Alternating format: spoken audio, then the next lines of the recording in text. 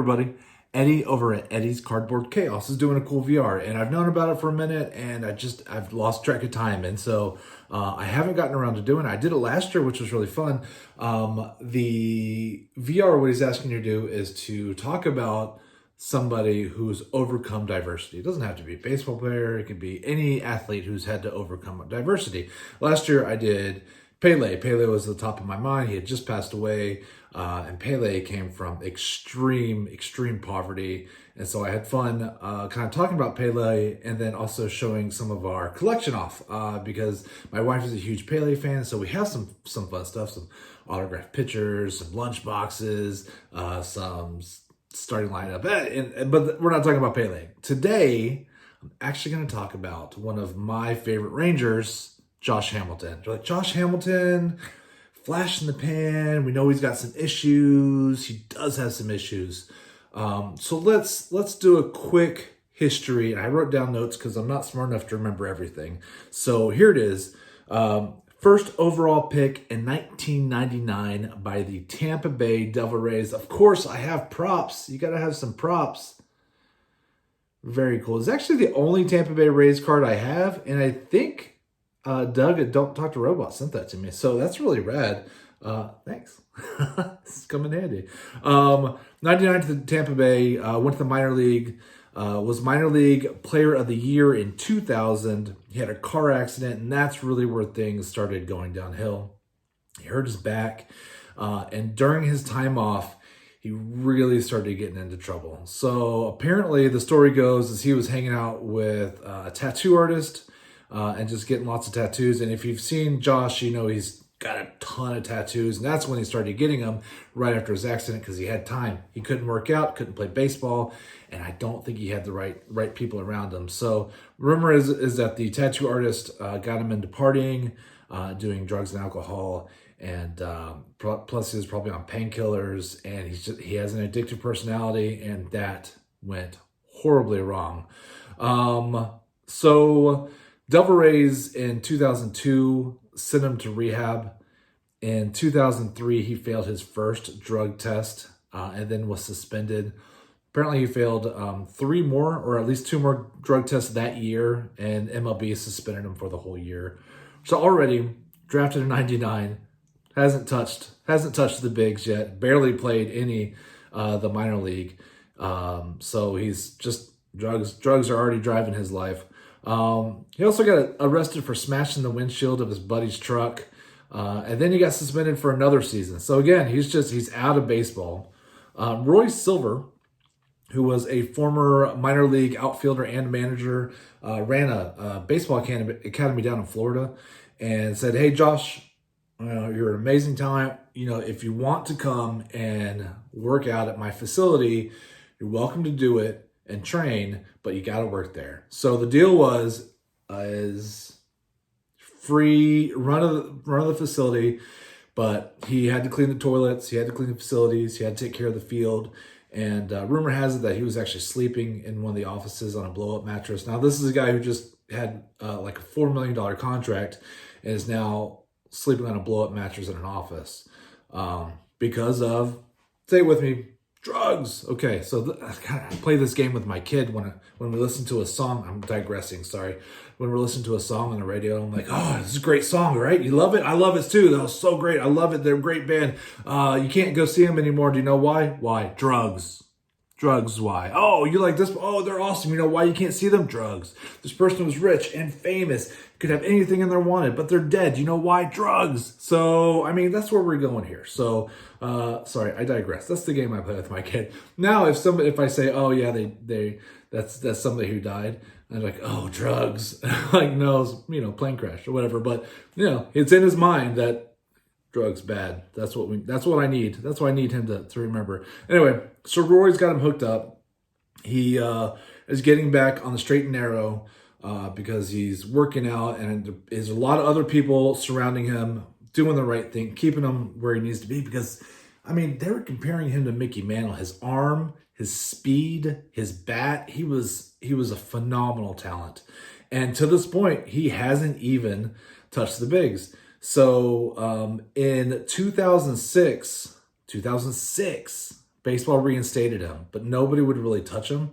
The Cubs picked him up on a Rule 5 draft, but then immediately traded him to the Reds for $100,000. And do I have a Reds card? I don't think I have a card with him on the Reds uni. Sorry. We'll pretend this is it. Anyway, so $100,000, which is like, it was $50,000 for his player rights and like $50,000 for the cost of the Rule 5. So that was interesting. Then he finally made his Major League debut in 2007 for the Reds to a standing ovation. I mean, they were happy. His story was already well known. He was already really pushing, oh gosh, what'd they call it? It was his Christian, his movement. I am second. Is that what it was? I am second. So he was already kind of pushing that, and it's really, again, trying to stay on the straight and narrow. 2007, he plays for the Reds for the first time, plays all season for the most part. I mean, he had some minor injuries, so he played only 90 games, hit 19 bombs, and in his rookie season. But at this point, he's already 25 years old. So after that winter, he got traded to the Rangers, which is fun. That's really how I got introduced to him. I didn't know who he really was playing for the Reds. I don't pay attention to the Reds. No offense to the Reds. But I didn't know who he was. So the Rangers traded him for Edison Volquez. Edison was a pretty good pitcher, who also had some issues with HGH.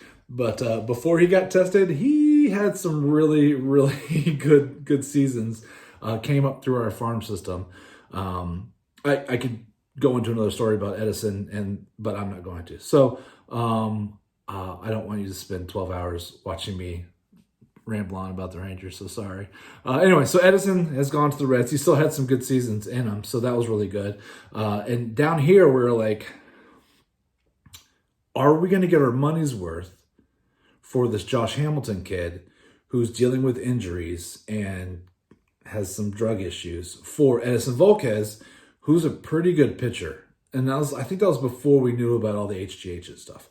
So there was that going on in Texas. We didn't know really what they were thinking because we've always struggled with pitching. So we weren't terribly happy about that, but still hopeful that Hamilton lived up to the hype from back in '99. And his season with the Reds was pretty decent for a 25-year-old rookie. But again, had injuries, and so we were worried about that.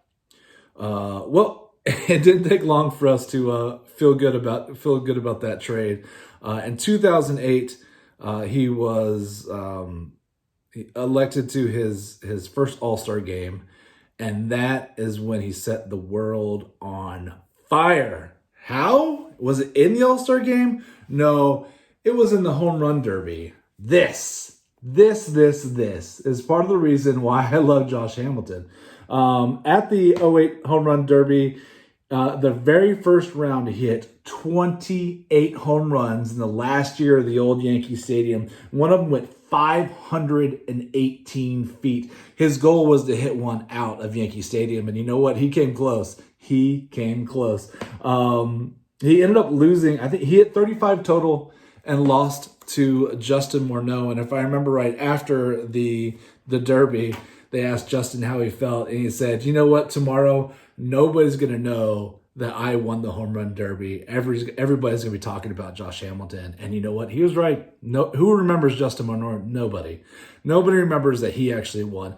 Hamilton was magic. It was magical. I was just dating my now wife at the time.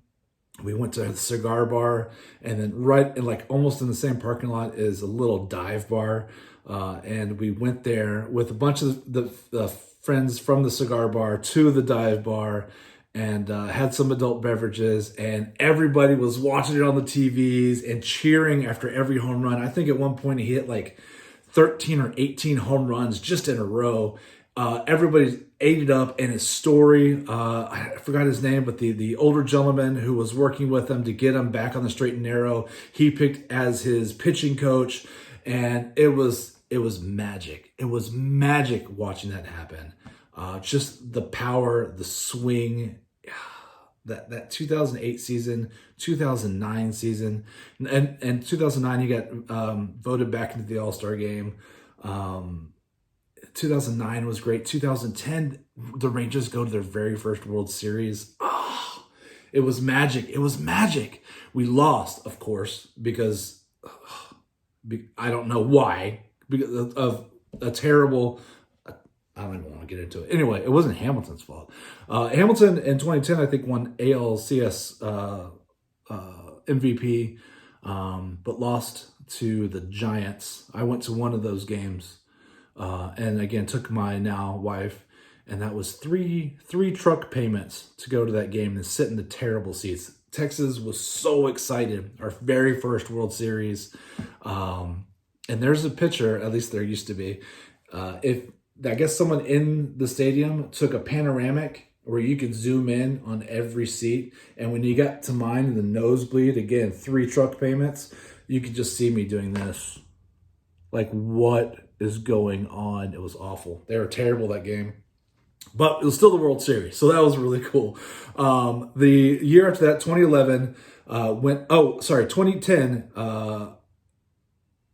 also he got that was his AL MVP year, and he got Players' Choice Award. He's had a couple Silver Sluggers by this point, and the world is just digging it. Now, 2011 rolls around. He's having some more injuries. Now, maybe people outside of Dallas don't know this, but he's kind of starting to get into a little bit of a trouble. There's rumors and photos and reports of him at local bars, which is a no-no for somebody who's got alcohol and drug abuse problems, where there are other players showing up to pick him up at like 2 o'clock in the morning, and there's photos with him and lady friends where he's running around with his shirt off in the bars, and that kind of stuff is leaking into the press. And the press is like, what are you guys doing about it? Because the Rangers have, at this point, have purchased, as part of his agreement coming to the Rangers, purchased somebody to be with him at all times, to help him go to church. He's not allowed to have more than like $20 in his pocket, just with him at all times, to make sure that he doesn't go off and fall down that path that kind of got him to where he is. So 2011's rolling around, and we're like, where's his chaperone? 3 days later. I almost forgot to show you. Speaking of the home run derby, check out this 2008 home run derby ball that I bought and then had it signed. I love it. I love it so much. It's one of the things that this was the home run ball. Like, if you got the gold ball, you got extra points or something, and then like $10,000 went to a charity. I don't remember what it was, but the gold ball was special. I feel like they changed their rules a lot, but I think this ball is really cool. And he signed it. Also, I got this bad boy. It's 16 by 20.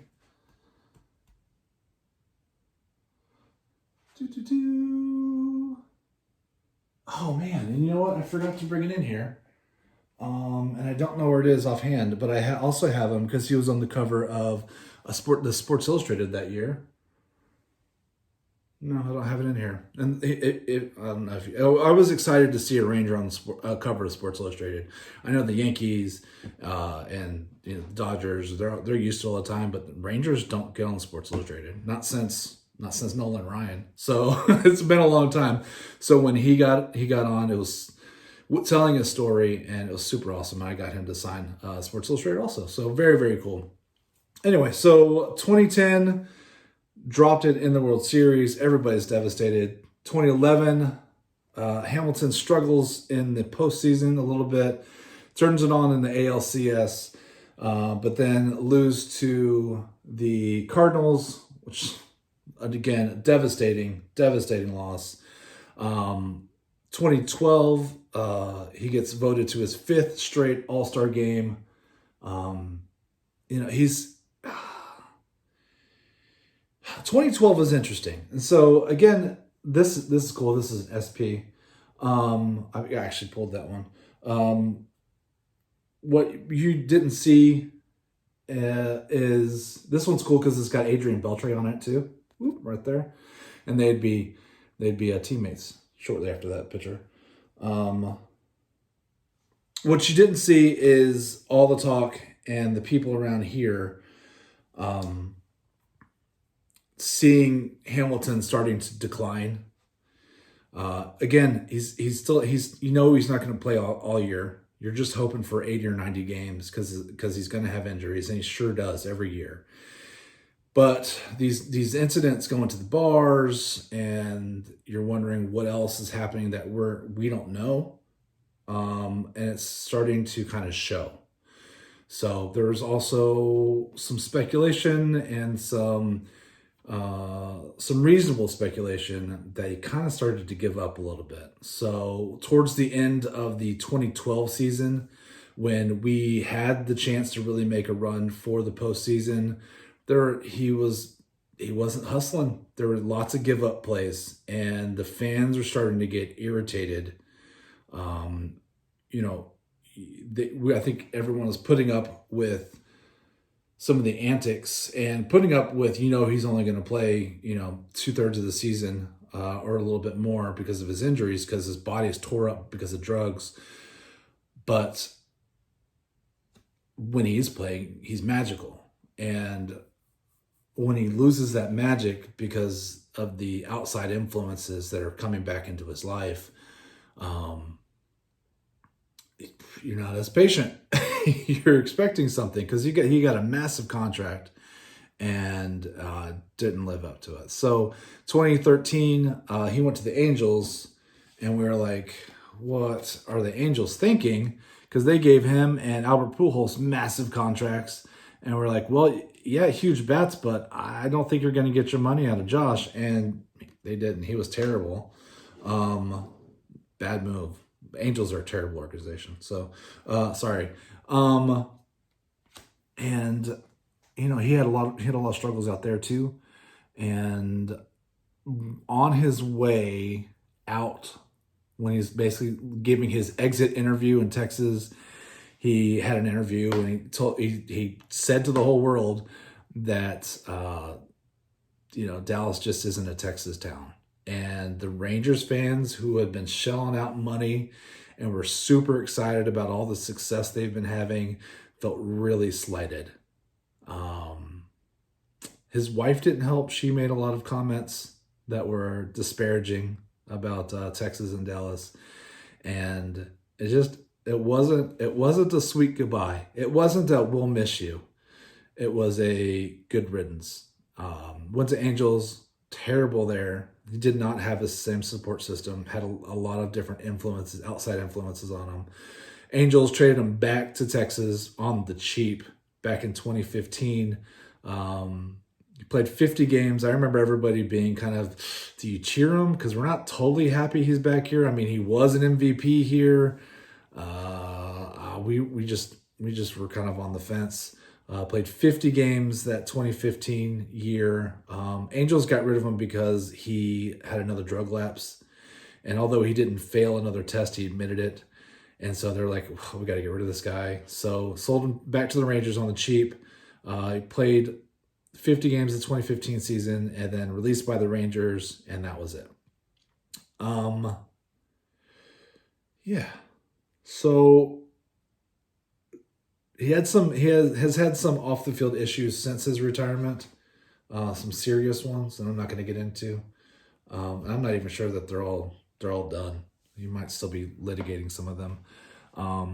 But I will say, for that brief, he was only in Texas for 5 years.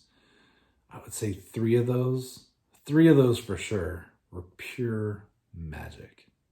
Just one of the most exciting players in baseball. Watching that guy at bat every game, you just knew he was going to hit a home run. And if he didn't hit a home run, he was going to leg out a triple. This is the guy that, with bases loaded, Joe Madden walked him to first and walked in a run because nobody wanted to face him. No matter who you had on the mound, you didn't want to go up against that guy. That 3 years where he was pure magic, he was our Mickey Mantle. It was amazing. So as far as overcoming diversity, from basically down and out before we even touched the field to one of the most magical 3 years I've seen. That's pretty amazing. It's very, very unfortunate of his downfall, and it was a pretty rapid downfall. It's, those extracurriculars will catch up to you. But hey, don't do drugs. And on that note, go hang out with Eddie. Eddie's got great stuff. And I've actually been putting aside some Jackie Robinsons. Is it time to send those yet? I don't know. So I have a little stack going. I need to send that way because Eddie's going to give them out to his students, which is really cool. Talking about diversity. I bet that's this month. I gotta look that up. Make sure I get them in the mail. And that's it. And I hope you all have a wonderful day. And I hope I didn't ramble too much. But go Rangers. And I really. If you weren't paying attention to those 3 years, and especially if you're outside of Texas, it was truly, truly exciting. So, all right, that's it. Talk to y'all later.